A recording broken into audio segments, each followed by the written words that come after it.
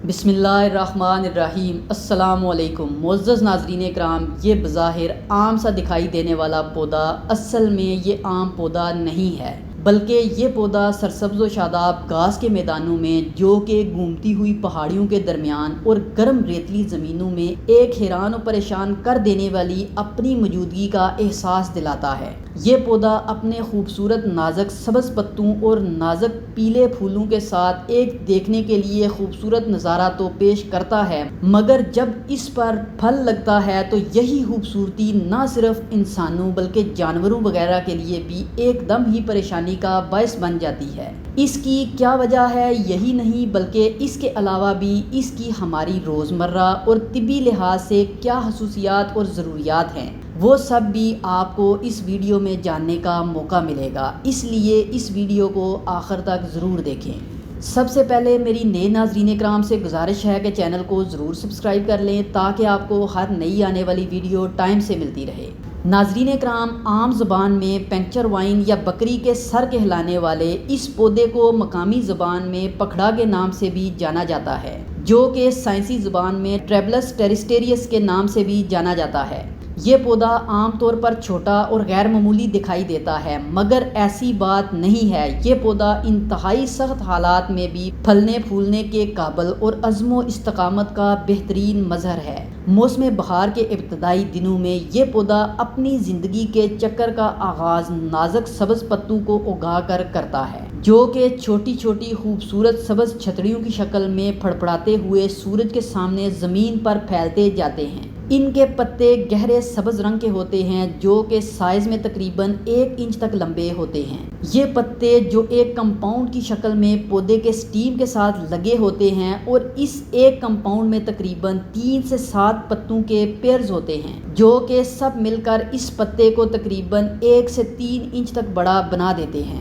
پودے کے پتے فوٹو سنتھیٹک کے عمل سے خوراک پودے کے لیے خود پیدا کرتے ہیں، اور اس پودے کی سب سے خاص بات یہ ہے کہ یہ پودا جہاں بھی جاتا ہے اپنی موجودگی کا احساس ہر کسی کو کروا دیتا ہے، کیونکہ اس کی موجودگی کے احساس کے بغیر اس جگہ جہاں پر یہ پودا موجود ہوتا ہے کسی بھی انسان یا جانور کے لیے گزرنا ممکن ہی نہیں ہوتا۔ یہ ایک ہرب ٹری ہے اور اس کا سٹیم براؤن، کاپر یا گرین کلر کا ہوتا ہے، جو کہ گول ہوتا ہے اور اس پر سفید بال لگے ہوتے ہیں۔ یہ سٹیم شروع میں سبز رنگ کا ہوتا ہے اور پھر بعد میں یہ براؤن یا کاپر کلر کا ہو جاتا ہے اور آخر میں خشک ہوتے ہی یہ سنہرے کلر کا ہو جاتا ہے۔ پودے کے سٹیم کی بات کی جائے تو اس پودے کا سٹیم تقریباً 3 سے 4 فٹ تک پھیل سکتا ہے اور بعض حالات میں اس سے زیادہ بڑا بھی ہو سکتا ہے۔ پودے کا آغاز ایک 3 یا اس سے زیادہ نوکیلے کانٹوں والے بیج سے ہوتا ہے، جس میں بہت سارے چھوٹے چھوٹے بیج ہوتے ہیں،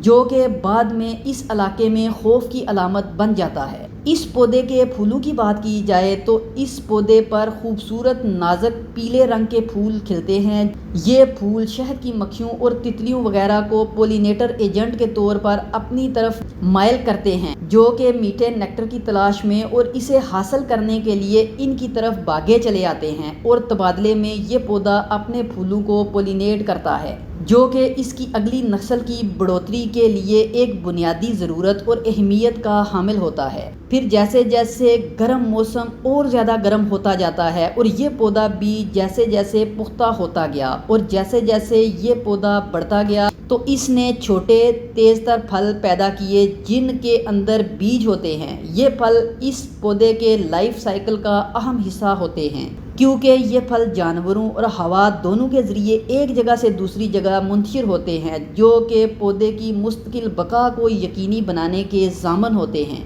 یہ بیج نئی جگہوں پر اپنا اگنے کا راستہ تلاش کریں گے، جہاں وہ نوزائیدہ پودے کی طرح اگ کر جڑیں پکڑیں گے اور پھر طوفانی طریقے سے آگ کی طرح اس پورے علاقے میں پھیل جائیں گے اور اس سائیکل کو ایک نئے سرے سے شروع کریں گے۔ یہ پودا اپنی زندگی میں بہت سے چیلنجز کا سامنا کرتا ہے: سخت موسم، بھوکے جانوروں اور دوسرے پودوں سے مقابلہ۔ یہ سب خطرات مل کر بعض اوقات اس کے وجود کو بھی خطرے میں ڈال دیتے ہیں، مگر یہ پودا ثابت قدم رہتا ہے اور اس ماحول کے مطابق ڈلتا رہتا ہے اور سخت ترین حالات اور ان بھوکے جانوروں سے خود کو بچتے بچاتے انہی سخت ترین حالات میں پھلتا پھولتا رہنے کے مختلف طریقوں کی تلاش کرتا ہے۔ اس پودے کی زندگی کے سب سے قابل ذکر پہلوؤں میں سے ایک اس کی کیمیکل تیار کرنے کی صلاحیت ہے، جس میں طاقتور دواؤں کی خصوصیات ہوتی ہیں، اور یہ پودا صدیوں سے انسانوں نے سوزش سے لے کر بانجھ پن تک ہی نہیں بلکہ مختلف قسم کی بیماریوں کے علاج کے لیے استعمال کیا ہے۔ اس پودے کی مختلف بیماریوں میں شفا یابی کی خصوصیات اس پودے کی خصوصیات میں بہت زیادہ اضافہ کر دیتی ہے۔ ناظرین کرام، پھر جیسے جیسے موسم بدلتے جاتے ہیں یہ ٹریبلس کا پودا بھی بدل جاتا ہے۔ موسم بہار میں یہ نئی نشو و نما کے لیے پھوٹتا ہے اور پھر اس کے خوبصورت پیلے پھول کھلتے ہیں۔ موسم گرما میں یہ سورج کی گرمی سے ٹکراتا ہے اور اس کے پھل پکتے ہیں اور منتشر ہونے کے لیے تیار ہوتے ہیں۔ پھر موسم خزاں میں یا فل گرمی کے موسم میں یہ آنے والی سردیوں کی تیاری کرتا ہے اور یہ اپنے سبز پتوں اور ٹہنیوں کو سنہری رنگوں میں تبدیل کرنا شروع کر دیتا ہے، جو اس بات کا ثبوت ہوتا ہے کہ اس کی زندگی کے ختم ہونے کا وقت اب قریب آیا جاتا ہے۔ اور پھر یہ اپنے بیجوں کو پھیلا کر یہ پودا اپنے ایک لائف سائیکل کو مکمل کرتا ہے اور خشک ہو کر گہری نیند میں چلا جاتا ہے، اگلی بہار تک کے موسم کے لیے، جب اس کے بیج دوبارہ زندہ ہوں گے اور ایک نئے سائیکل کے ساتھ ایک نئے پودے کو جنم دیں گے، اور پھر اس طرح یہ سائیکل